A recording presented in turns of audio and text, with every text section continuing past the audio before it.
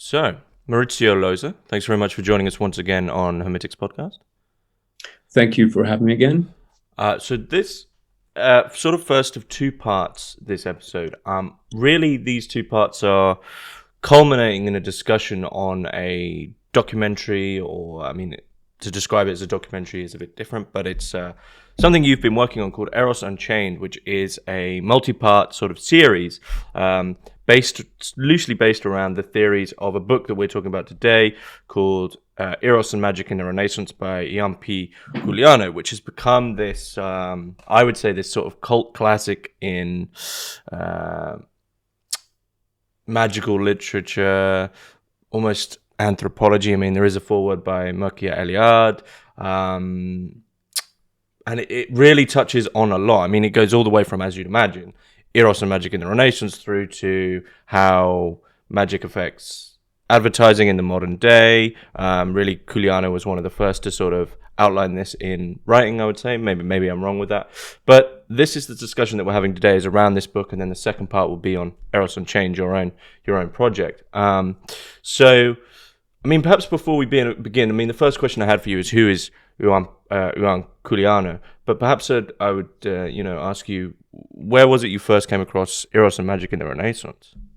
Okay, it was a couple of friends of mine who are librarians. They recommended the book. Back then, that must have been 2013 or 2014, I don't remember. But I was doing a lot of research on the evolution of consciousness. I was working with the books of John Gebster, of Owen Barfield. And these friends of mine came to me and they said, you have to read this book. They had found the book.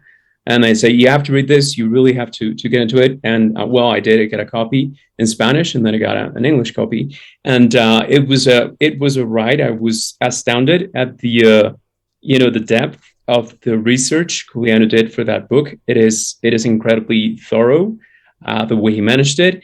And that's where I found the idea of Renaissance erotic magic as the predecessor to advertising and media. So I thought nobody else is doing it, so why don't I write a book about that? So I started to, basing myself on Couliano's book, I started research and wrote the other book, which ended up becoming a documentary. And in a sense, the documentary is, as you said, loosely based on Eros and Magic in the Renaissance as well. So yeah, that's pretty much the story of how I came about the book.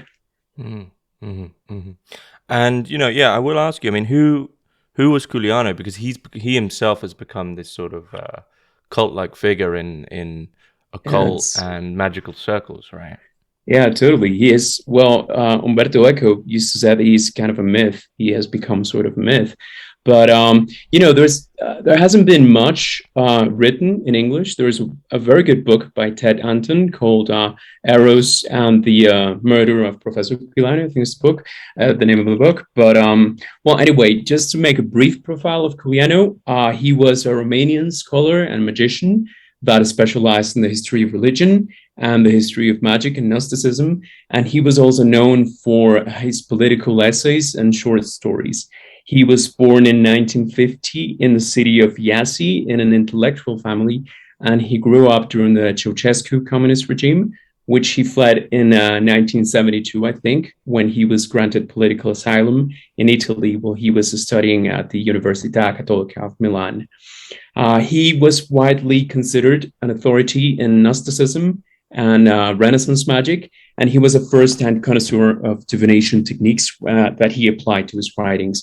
And he actually predicted in allegorical form the chain of events that led to the fall of the Ceausescu regime and its aftermath. That is a very interesting. I mean, there's a short story of his in which he predicts kind of what happened, which I think really riled up a lot of his enemies or the people that would end up killing him. So he was among the first intellectuals to denounce that the popular uprising in the city of Timisoara, which was where the Romanian Revolution started, was co-opted by factions within the Securitate and the Communist Party that had been planning to topple Ceausescu for a long time. And after the topple, he also became a vocal critic of the new regime, which earned him enemies in the Romanian intelligence service. So after an intimidation campaign that included threats and anonymous phone calls and letters, he was killed in a bathroom stall at the University of Chicago with a single shot to the head, execution style. And to this day, he remains the only academic that I know to be assassinated in US soil. The sad thing is that since his death, his theories on the nature of history and religion have been mostly forgotten by the academia, and his crime remains unsolved. I mean, everything points it was politically motivated, but nobody knows what parties were really involved there. And as you said, his death has turned him into kind of a myth in magical circles. But the academia, on the other hand, they have just let go of him entirely, I think. Why do you think that is? I mean, do you think that's just to do with fashion, or he's quite obscure anyway? Or well, yes. Well, he wasn't a typical academicist. I think he wasn't. If you studied under him, he didn't have the reputation that he would get you to the right places. But the people that did study with him loved him. I mean, his graduate students were like really fanatical about the way he taught, because he was like this person with a hands-on approach to magic. So actually, he taught this divination course, and he said, "Okay, I'll teach you this for this semester, but at the end, you'll have to make a prediction or come up with something practical." So I think he was a very interesting person to be around, especially if you were a student, if you were young. But he didn't have the best reputation in terms of being a kind of a serious academic, probably because he was very hands-on, and he actually lived this knowledge. He was a magician, not just an armchair intellectual. So yeah, I think that it has to do with that. And the other thing is that his ideas were very eclectic. I mean, they came from he didn't, I mean, he was a historian of religion, sure, but he was drawing ideas from physics, from mythology, from all over. So it was really, really complicated to follow his lead in that sense, I think. Mm-hmm. Mm-hmm. Is that something you personally would support, is to bring back practical magic into the academy? Well, it's always interesting. I'm not a magician. I think we discussed this on the previous interview, but yeah, I think. Well, I do believe that a more practical approach to knowledge would be advisable for almost any discipline. But it's we have become abstract thinkers, and this is a nuisance. I think I almost believe that we have forgotten how to do this, how to go into this hand-on approach and not have this really heavy intellectual conversations, but go into, okay, how can we solve this? How can we do things?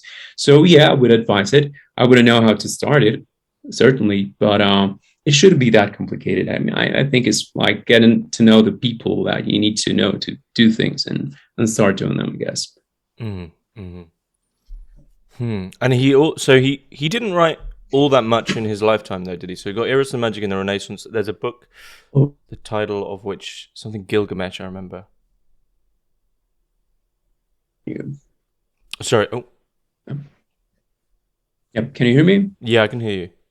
Okay. Yeah, you froze for a minute. Yeah. Yeah. So, and the other, I think the other well-known book of his is something Gilgamesh. Well, he actually wrote plenty of books. Most of them, only 3 or 4 of them are in English. He has another one called The Tree of Gnosis, which is a history of Gnosticism. Very interesting. He has another one. I don't know the names in English, actually. I've read them in Spanish. But most of them are in French, I believe. He has about 4 or 5 books, full-length books. But he wrote a lot of essays, academic essays. He has a list, I don't know, it's probably 50 or more of peer-reviewed. So it was plenty of material there. And he was also a political essayist, and he was also into short stories. He has I think some 2 or 3 short story collections. I don't know if they are in English. So they're certainly not in Spanish. And I think he also has a novel. I don't remember. Or, well, maybe I'm confusing it with the short story collection, but his literary production was considerable. It was really I mean, it was really prolific, I would say. Oh, wow. Well, excuse my ignorance then. Mm. I mean, it's probably a testament to the fact of him him not being all that well known, I guess. Especially in English speaking. I'm probably being the arrogant English speaker. So moving into the book. I mean, how would you? I mean, obviously from the title, we've got Eros and Magic in the Renaissance. So that is one thing that he's clearly focusing on. But how would you describe this book? Because it'd been a long time since I'd read it, and I'd wanted to reread it for a long time, and I was really looking forward to it. And I had forgot, as you said, just how sort of positively dense it is, and just how much he covers in a very short space of time, and also just how much he draws from and cites and references. One chapter of this, not to be too over the top, but one chapter of this could be, a month-long study in its own right, I think. Yeah, probably. Yes, if you're not familiar with it, it could take you that easily, I think. So there's a lot of knowledge condensed. But I mean, for a description of the book, I would say that it's a work about the history and the inner workings of the Western magical tradition that lasted until the Renaissance and declined with the Reformation and the appearance of modern science. So I think the book presents a thorough compendium of the basic concepts and the development of Western magic from antiquity to its highest point of development, which was in the Renaissance. And in my view, the book's greatest achievement is its definition of magic as a science or a discipline of the imagination, or in other words, as a system based on the manipulation of images and symbols, both inner and outer, to attain certain results in the psyche and the world. And this type of magic, as we mentioned, is considered erotic since its operational principle is eros, or desire, in a very broad sense of the term, which can be used to manipulate individuals and masses. On the other hand, another of its greatest contributions to cultural history, I think, it's his thesis that the magic arts of the Renaissance were the blueprint for the operations of advertising and public relations, and that it is there that we have to look to understand how we are being manipulated by the media. So, yeah, I think those two things are the main, the highlights I would get out of the book. Yeah. Mm-hmm. So why the Renaissance? Of all the magical eras, I mean, especially considering, as you said, the Tree of Gnosis was the one I forgot. But especially considering he's there's all these different eras that he would have been well aware of course, and well studied in. Why is the Renaissance of such importance? Well, I think it's because this period of time was, in fact, the last moment in the history of the West when magic was understood by most people as magic in the original sense of the word. That is a discipline of the imagination. After that, magic and Hermeticism, they went underground. They still influenced a large portion of the disciplines that came after it. So it became an undercurrent. But that was the moment, not only when it attained its highest point of development, but when it was magic as such. So I think that's why. On the other hand, I think we have to consider that what the Renaissance is. I mean, typically they've always told us that it was a renaissance of interest in the ideals of classical antiquity. But for example, Francis Yates says that it was really a resurgence of interest in the Hermetic tradition, which is why, for example, the Corpus Hermeticum, which was translated by Mauricio Ficino into Latin, was more important to Renaissance Neoplatonists than Plato himself. So with this historical period, I think, was an unprecedented interest in the magical practices of the classical and the late antiquity, which included Hermeticism, astrology, erotic magic, alchemy, the art of memory. And this began in earnest with Mauricio Ficino and continued in the work of Pico della Mirandola and Giordano Bruno, who refined and elaborated a set of magical practices that represent the highest point in the development of this magical tradition, as I mentioned. So there were a lot of changes going through that time, I think, and this is why the Renaissance is so important for magic. Mm-hmm. And I guess for those who what times are we sort of looking at in history here? What years? Is this what era? Years? Okay, so Mauricio Ficino, we are talking the first and second, was I don't remember when he was born actually, but he covers almost the second half of the 15th century. Hmm. And then we have Giordano Bruno, which is 16th century. Hmm. So I mean that's when you see the development of it, Hmm. and from that time, from the time of Ficino to the time of Bruno, there are magic underwent this enormous transformation. For example, in Ficino, magic is interpersonal, and his work focuses on the erotic potential between two individuals, as it happens when we fall in love, for example. But in Bruno, this erotic process extends to the whole of social life and, in fact, to the rest of the natural world, which signals a change in how an active magician has to be to attain his goals. So Couliano used to say that the change was like what happened in the concept of transference from Freud to Lacan. And Freud, transference is between two individuals, right? But in Lacan, it extends to everywhere. So it's that kind of thing, the way he put it, Hmm. and that's why we say that Bruno is interested not in the natural currents of love, but in the active production of Eros and in the ways it can be directed with different results. So his attitude in this respect, I think, was almost modern. He was actually stepping away from the via contemplativa of the Middle Ages, and he was beginning to tread in the via activa of modern science. That is a very interesting trait of his work, I think. Hmm. So staying on this history thread, at the end of Giordano Bruno, are we seeing the first sort of seeds of the Enlightenment come in to, or is it a Yes, bit I too could. early?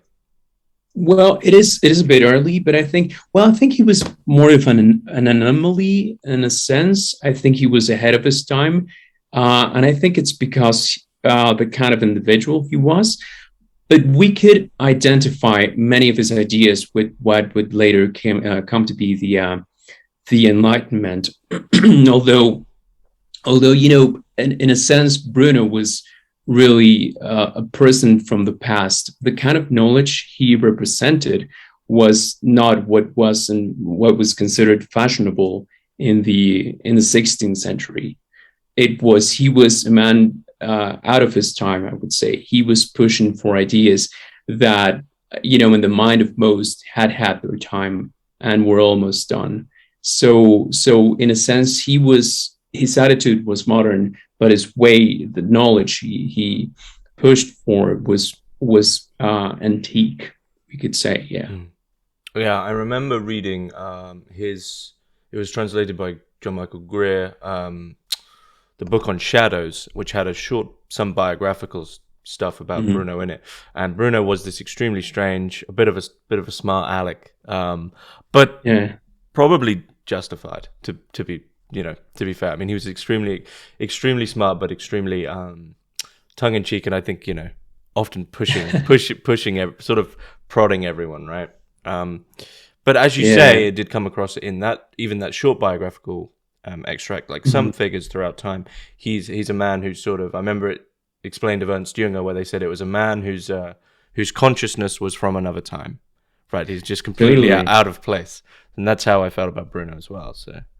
Yeah, totally. And not only that, I mean, the scope of his knowledge was enormous. He was a memory artist, so the kind of knowledge he could hold in his mind was amazing, and that was something so strange for the new type of intelligence that was being pushed for in the 16th century. For example, I don't know, someone like Francis Bacon, that Bruno would seem like a really strange character that was going for, and he was really arrogant as well, as you mentioned. He was really a smart aleck, and he was really feisty as well. He wouldn't choose his fights. He would fight every time you get. Well, he was very intelligent about it. But he was that kind of individual. Yes. Do you think I mean, obviously, the one fact that the majority of people know about Bruno is the fact that he was burned at the stake, right, by the Catholic Church. Do you think that wouldn't Mm. have happened if he hadn't have been so pushy, Yeah, or do you think it was probably. primarily down to the fact that he was constructing these so-called heretical works? Well, it had to do with that, sure, but it also had to do with his ideas. as they had this strong pagan influence, they didn't go along with the main line of thought of the Catholic Church. So he didn't have it easy in both respects. He was a man that was deeply influenced by magic, which would make him a heretic. But if he didn't, pronounce himself outwardly about that, he wouldn't have had any problem, right? But he was this kind of outspoken person, and what he believed, he really believed in. So he wouldn't back down. And that I think was the problem, that he, everywhere he went, and he had this life where he went to a lot of places, he had to flee in a sense, because he was always like hounded by the agents of the Inquisition until they got to him, right? And he spent like the last, I think, 5 years of his life in prison. While they processed him. But it was, I don't think there was any way for him to save. I mean, it would have been like a different person altogether to avoid being burned. He was too he believed so strongly about the things he talked and he wrote about that he wouldn't recant. He wouldn't back down on any of his ideals. Yeah, that was the kind of person. He was a very brave person, actually. Oh yeah, I mean, for sure, to do everything so publicly and unavoidably publish these manuscripts, right? Yeah, totally. In such a time.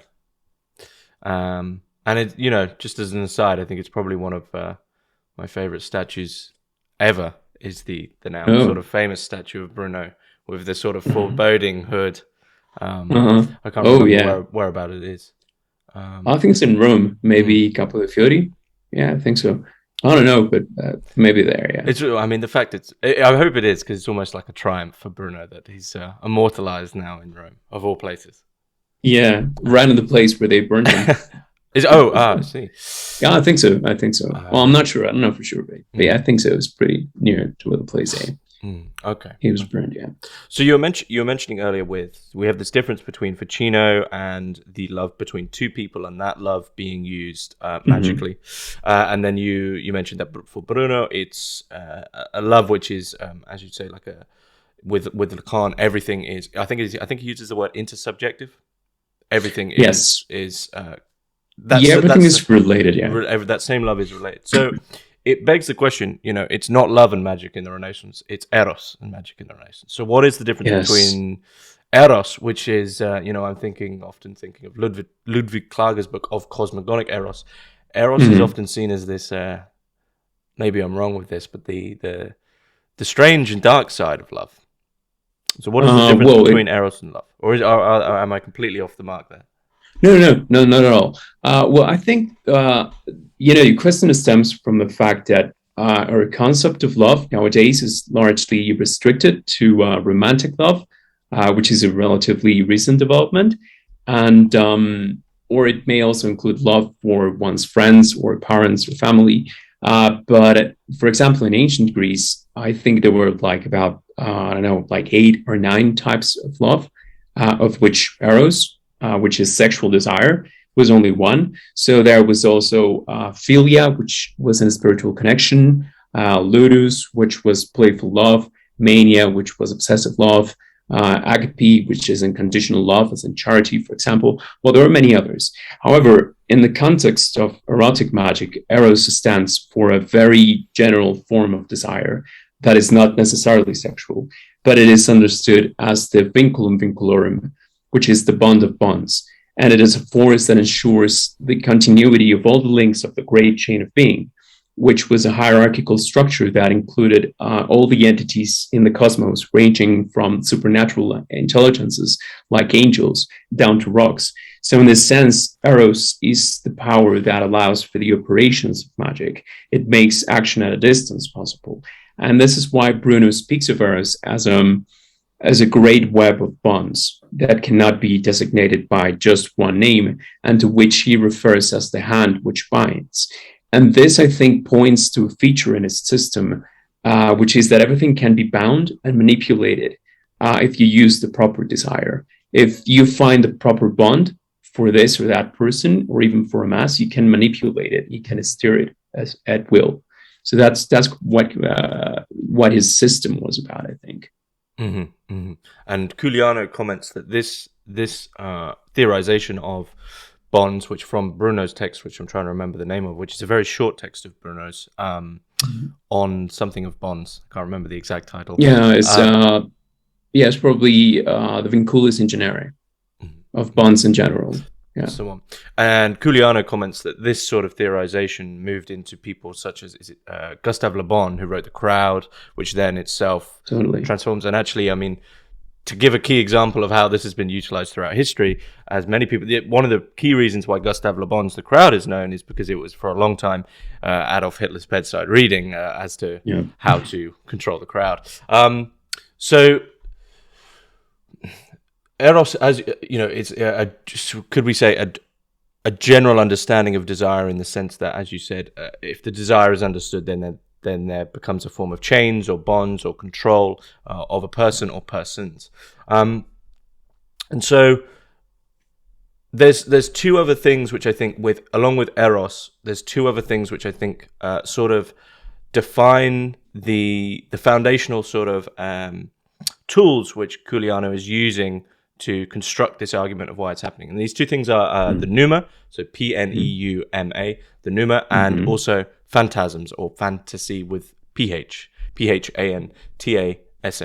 So beginning with the pneuma. So what is the pneuma? So we have Eros. All right. So, the pneuma is, I think, a concept that is the result of a deeply dualistic way of thinking we inherited from Plato. And I think to understand it, we need to understand the way the classical world was composed. So back then, the cosmos was thought to be geocentric and was divided in two main portions or realms. There was the sublunar world, which encompassed everything below the sphere of the moon, and the superlunar world, and enclosed the rest of the heavenly spheres above the moon. So everything in the sublunar realm was made out of the four classical elements, while the planets in the upper spheres were thought to be made out of a quintessence, or a fifth element, that was named pneuma, which was translated into Latin as a spiritus, a spirit. So the planets were thought to be made out of this ethereal element, right? This is spirit. So within the system, what happened was that humans were thought to be of the dual nature. Our body was made up of the four elements of the sublunar world, but a spirit was made out of pneuma. And in this sense, pneuma was, this sort of subtle and ethereal substance we humans shared with the heavenly spheres. It was our connection to the divine. So now you see that everything was connected that way. The human spirit and the stars were connected, and that explains why the stars and the planets had such an influence within human life. And now, to answer your question, within the human body, the pneuma, and this is why it is important for magic, the pneuma was thought to be a vivifying or vital spirit that moved along with the blood and was, according to Marsilio Ficino, almost non-corporeal and already almost soul, or almost non-soul and almost corporeal. So it was kind of an intermediary concept to connect the two realms, the corporeal and the incorporeal, that were naturally opposed and they could not communicate. So I think pneuma as a concept became a way to reconcile the material and immaterial within the human, within that dualistic scheme we inherited from Plato. Right. And now to answer about phantasms, I have to introduce yet another concept. I hope I'm not complicating this too much. But, a phantasm is essentially a mental image, but the other concept I want to introduce is the proton organon, or prime organ.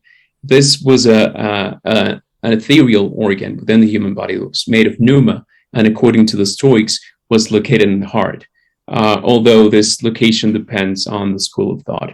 But this proton organon acted as a synthesizer for the stimuli that came from the outside world, and was an essential piece of the subtle perceptual apparatus, right? So what happened was that whenever a human perceived something, the pneuma would come out of the eyes, right, and grab into the outside world and bring back an image that, the image of the thing that was being perceived to the inside of the body. But this image would be material, because it came from the material world, and it had to be translated into a phantasm that could be understood by the soul. So a phantasm is in essence a mental image that has been processed and in a sense purified in such a way as to result intelligible to the higher faculties of the human, which were thought to be spiritual in nature, right? So in this sense, the pneuma was characterized as a mirror in which the phantasms captured by the senses were reflected, which led to the notion of a mind's eye in which one could visualize his or her thoughts, right? And well, this is very interesting because it points towards a whole perceptual apparatus of the time, which was the pneumatic apparatus, right? And, this apparatus extended to the whole of human perception, not just visual images, right? So, for example, sound waves were conceived of as vocal pneuma. And this is why, the scope of this perceptions explains why we can relate the concept of pneuma with for example, the ether of 19th century physics, as a physical concept. It is the same kind of a concept what we have there, or even electromagnetism, or later on information. We can relate all these new concepts to pneuma because it is kind of the same all-encompassing substance, right? That is everywhere. And I think that's the best way to define this apparatus and to touch upon this key concepts again. So in a certain way, we could say that to think about that practically, people who are in let's say horrible industrial surroundings, for instance, with sense impressions which are dirty or grimy or dark or something like that, that is being imprinted on the soul. And same with people who are surrounded by, let's say, beautiful, natural, serenic scenery. That also is quite literally being imprinted via the senses, being, as you said, synthesized into your actual being.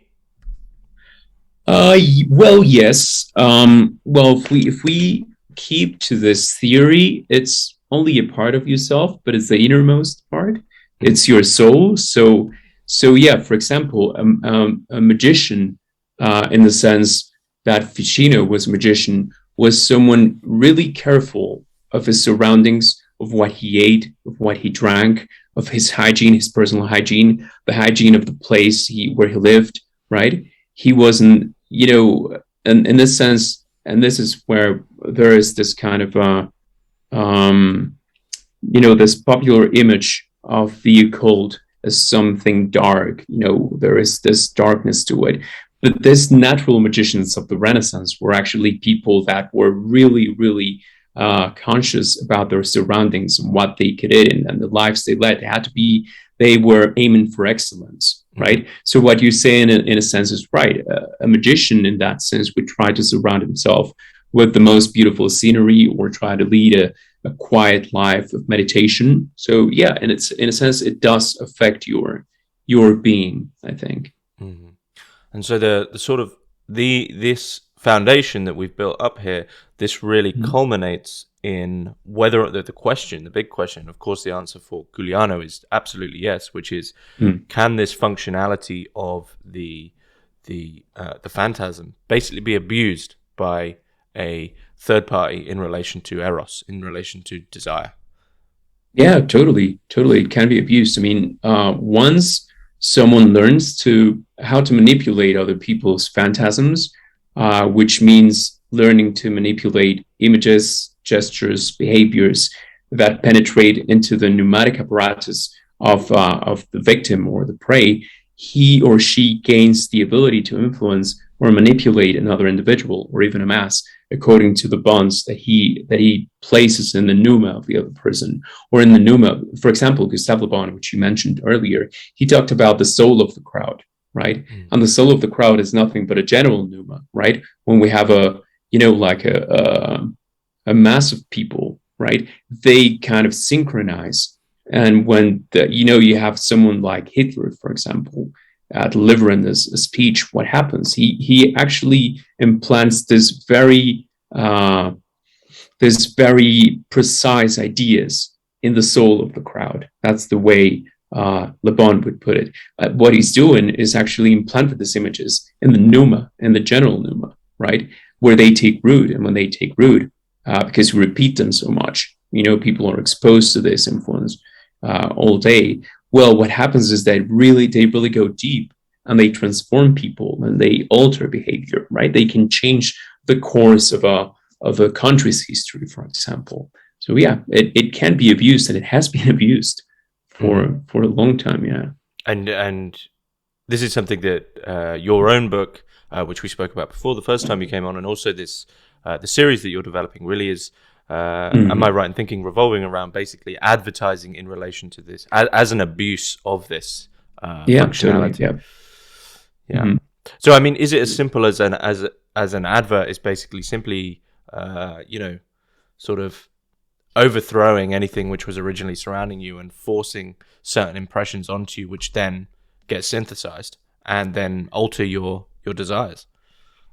Yeah, in a sense, it is as simple as that. But in another sense, it takes a lot of effort, a lot of research, a lot of, you have to do a lot of things. It's a whole process to get to that point and to make it really effective, right? So we are at a point in history in which we have made almost a science, an accurate science on how to manipulate people via social media, for example.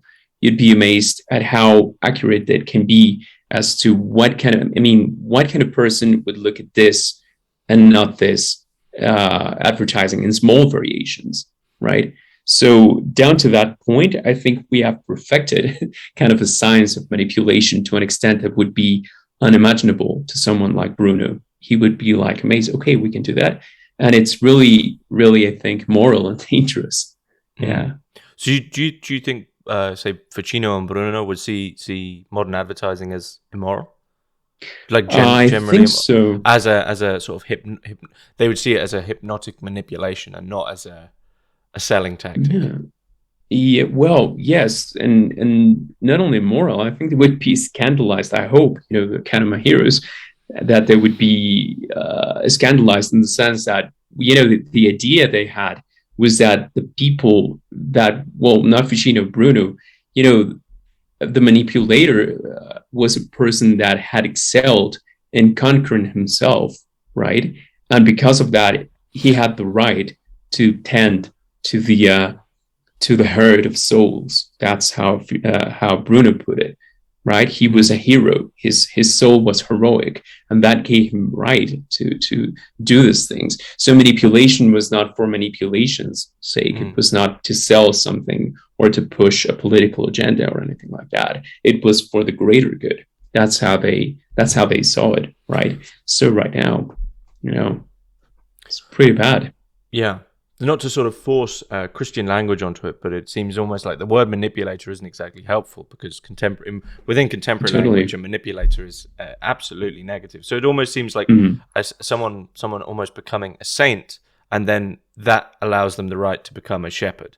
And this is something that Bruno actually focuses on in one of the questions here, that the manipulator is the only person who, as you said, has the right, because they've, going back to what you were saying about Ficino and about this sort of, the delicate nature of what's going into them, their hygiene, their food, their surroundings, what they're reading.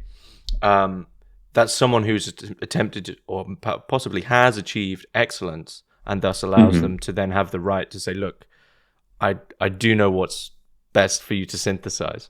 Not someone who's, let's say, like an advertiser who's almost found the step-by-step book of how to manipulate a mind, and then is using it for nefarious aims. Yeah, totally. Yeah, Bruno's idea of manipulator is in a very hierarchical and condescending way. The role of a manipulator was to benevolently steer the herd in the right direction. But that, quite frankly, has never happened, right? Every leader we've had since the dawn of time has been like nefarious. Well, I guess the problem is they believe that they are like Hitler. To go back to Hitler, he completely believed he was doing the right thing. Sure, but still, people have to have latitude. People have to have the choice. Have to have the right to choose things for themselves, not just anyone on top saying, okay, this is what you should do, this is what you should buy, this is what you should think. which is always, I mean, it always ends badly. I mean, we know this after the 20th century. We know this better than anyone, better than any other time in history. But still, we have this. You know, it's. I think it's one of the banes of hierarchical society, probably, that people are always looking up to a leader to solve their problems. To say, okay, what do we do? What do we do now? Right? Like you looking down, you looking up to your father and saying, okay, what should I do now? But you know, it doesn't work anymore. That's pretty worrying. We're not doing anything about it. Do you think anyone can ever be entirely free of any chain? No, not totally, but at least, you know, not to be idealistic, but I think we should have at least the power to choose for ourselves most of the time. I mean, we live in a society where we're social animals, so we'll have to mediate between opinions and get to a consensus. But I do think so. There are ties implicitly, right? But I do think we could do better at doing that, at choosing common destiny, right? I mean, we actually have the tools. If you think about it, we have this incredible tool, this networks nowadays that are being used in an appalling way. But we could use that to actually build consensus in new ways. And this is not what's going on. I mean, we use it for social media, which is insane, right? So, magically speaking, how does one break the bonds? Magically speaking, that is a good question. Because of course we could say, you know, we could look at it in the contemporary way and say, well, to break the bonds of advertising, you read certain books and you understand that these companies are being manipulative, and you might find, you know, companies like, I can't remember what it's called, Ad something, I can't remember what it was, but certain things which have allowed people to understand that what's going on in contemporary consumer culture isn't great for them, and they find psychological ways to move away from these things. But magically speaking, what is happening there when someone finally goes, I never desired this in the first place, this is you telling me what to desire? You know, what's happening in that breaking of the bonds? Well, I think, well, I'm going to put it on, you know, we're going to treat the contemporary situation in a magical way. So the first thing to think is that we are being manipulated in isolation, right? You are being manipulated by media in your house, me, I'm here, and we are all being manipulated. So the first thing to do, and this is something I've been doing for some time now, is, for example, breaking the bond, is not getting your news via social media, right? Get your news from a friend, right? You hear something on the radio, you hear something on TV or whatever, you know, get an actual being to filter things for you, right? And then talk about it with some more friends, you know, to get more points of view. That is a way to break the bond, right? So you have to, first you need to identify what it is, right? And then you can you can act upon that, I think. So, you know, for a situation, I think that's what would work the best. That's what I've figured so far. And you know, I have no manual and I'm not like really systematic about it. I'm pretty intuitive, I think. Yeah, I don't want to go into specifics. For example, I keep no social media apart from academia.eu. So I would recommend to anyone, if you can abandon ship and get out of that mess, you know, I would highly recommend it. It can only improve your level of sanity and your actual grasp on reality. So yeah, but you have to identify where you are being manipulated first and then act upon that. Yeah. Okay. So one thing, and it was the first time I'd read the book. This was a part of the thesis that I'd sort of overlooked, but it was one part that you highlighted in our emails, which is actually, so this thesis is what we've spoken about is one huge part of the book, but there's also this other part concerning Luther and the Reformation, which you consider to be super, super important. So I will allow you to explain that part of Couliano's thesis here. Okay.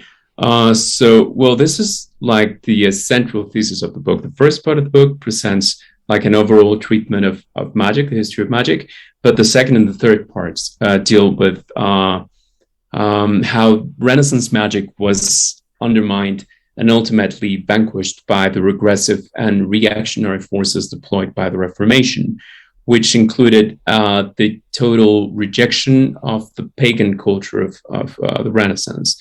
And to attain this goal, a censorship of the imaginary was needed, since phantasms, mental images, were seen as none other than idols conceived by the imagination.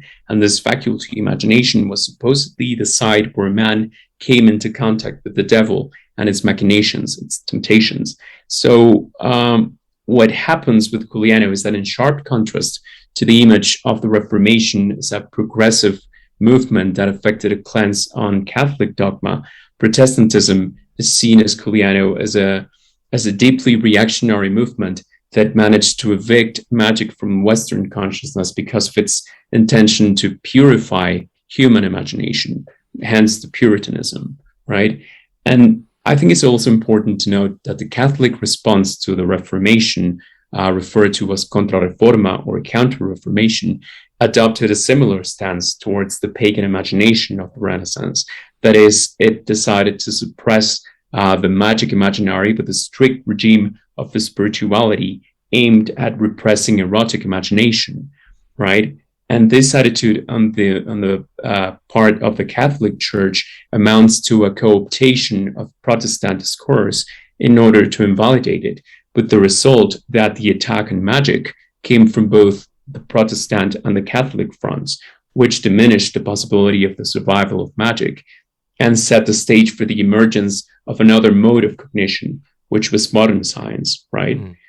And which, as we know, took over. So according to Giuliano, there was a profound change in human imagination that took us from an intensive qualitative world of magic to an extensive quantitative world of science, right? Mm. This is the main thesis, like, in a nutshell, yeah. Mm. Mm. So do you think for the Catholics that was actually, for that decision was really for their detriment in terms of the counter-reformation?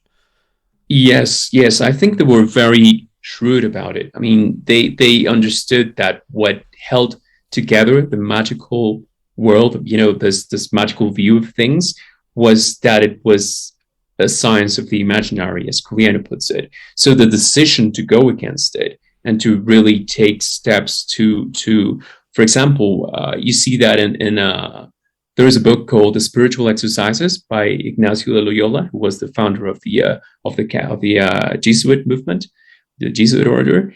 And at that time, the Jesuit order was put in charge of the Inquisition, right? But this spiritual exercises is actually using the techniques of the art of memory, which is a magical art, right, in the service of Catholic imagination. Mm. So what you get is, they're not only co-opting, Catholic Church is not only co-opting the idea of censoring the imaginary, that was Protestant, right? But it's also using techniques, magical techniques, against magic, which was very interesting and very shrewd, if you ask me. And that history's sort of been a bit covered up now? Well, yes. The only place I've heard about that is actually Giuliano. You don't read about it. You don't read the influences. I mean, where did Ignacio de Loyola get the idea for these exercises? You don't find this anywhere else. Not that I've read, at least. Mm-hmm. And it's strange because Giuliano really seems to see that post-Reformation, despite a few aesthetic differences, Catholicism mm-hmm. and Protestantism really are standing on the same foundation. Well, I think he didn't have time to develop it. This is like right at the end of the book. But I think that for Giuliano, the differences between Catholicism and Protestantism are rather, let's say, empty, in the sense that they don't affect Christian dogma in an essential way. I mean, they are variations of the same doctrine and are limited to questions such as, the dispensing of communion or the marriage of the clergy that are not vital to dogma anyway. But perhaps the biggest difference between the Church of Rome and the churches that emerged from the Reformation is that, these churches were opposed to images and to idolatry, which was actually what drove the final nail on the coffin of Renaissance magic, right? Because it was a result of a culture that gave tremendous importance to the imaginary and the phantasmic. So, of course, there are notable differences between the Catholic and the Reformation camps and the cultures that came from them. But for Couliano, the emphasis is how, for a short moment in time, the Reformation and the Counter-Reformation were in agreement in regards to how to deal with the heretic imaginary of magic. That's what I think his his point was. Mm. I don't think I'm going to find that in any history of Christianity book, though. Oh no, no, they've never been in agreement officially, at least. Mm. Okay. Yeah, is there anything you think I've missed in my questions about this, about the book? Just before we touch on your own thing that you'd like to add in. No, not really. I think we've covered up everything. Well, maybe it would be interesting to speak why Christianity as a whole was so afraid of fantasy. Fantasy with a PH, and it's, I think, because the imaginative faculty of the human always tended quite naturally towards the erotic and sensual, which was why what the church feared the most. Humans connected to their bodies and thus to themselves and their lives that would belong to them and not to God, which was, the current thinking back then. So in this sense, the Catholic prohibition of sex outside of marriage and procreation was a way to control the will of the people. It was kind of a psychological castration, to use Wilhelm Reich's term, and it was used to reinforce blind obedience to dogma. And also, if you think about it, if sex was seen as a natural activity, there was no reason for sin, and thus no means to exert control on the Christian masses. So, in a very real sense, I think it all boils down to social political manipulation, right? Both for the Catholics and the Protestants. So, in this sense, the Church's opposition to the phantasmic imaginary of the Renaissance was essential because it also signaled a resurgence in the repressive techniques that the Church used against heretics, and it actually managed to drive magic underground until it paradoxically resurrected in the 20th century once again with capitalism and advertising. And that flip is really paradoxical to my thinking, is how after being driven underground, magic then comes up again in advertising within capitalism, that, if we follow Max Weber, was the result of the Protestant mind, right? Mm-hmm. So there are a lot of paradoxes there, if you ask me. That is strange. It came from the. It is. It's somehow been birthed from the dry, traditionless. Dare I say, traditionless and more of this world, Protestantism as opposed to Catholicism, right? Yeah, totally. But they would never see it as magic. They would see it as see it as part of the modern science of psychology and modern science. Absolutely, yeah, totally, yeah. But the effects are still the same. So really, they think they're just finding a way to tap into a form of psychology, like a cheat, but really they're affecting the souls of people. Mm-hmm. Totally, and that is really interesting to see how